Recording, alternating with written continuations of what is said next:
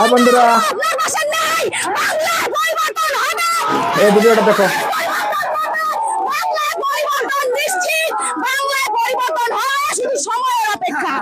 নমস্কার, আমি তোমার রাজ্যের মুখ্যমন্ত্রী যে সংখ্যালঘুদেরকে নিজের এখন ব্যক্তিগত পণ্য বলে মনে করে, সেই সংখ্যালঘুদের সঙ্গে যে কথা বলে নেব, যে বারবার বিভ্রান্ত করার চেষ্টা করে যে বাংলার পরিবর্তন হলো নাকি সংখ্যালঘুদের বাংলা থেকে তাড়িয়ে দেবে, কি বলতে চান? আমি প্রথমে মমতা ব্যানার্জিকে বলতে চাই যে দেখে আসুক গুজরাটে কি মুসলমান গুলো বাংলাদেশে চলে গেছে, না ওখানকার মসজিদ গুলো তালা লেগে গেছে, না ওখানে নামাজ পড়া বন্ধ হয়ে গেছে।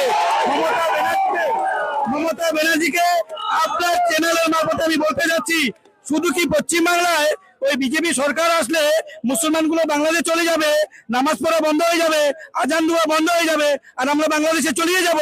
এটা হতে পারে না।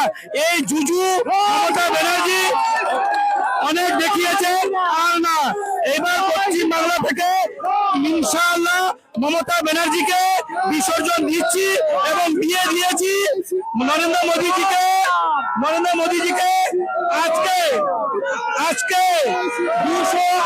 200 আসন দিয়ে নরেন্দ্র মোদীজির হাতে তুলে দিব। পশ্চিম বাংলায় বিজেপি সরকার হবে, সোনার বাংলা হবে। আমাদের মুসলিম দেখুন সংখ্যালঘুরা আপনার পাশে নাই, বাংলা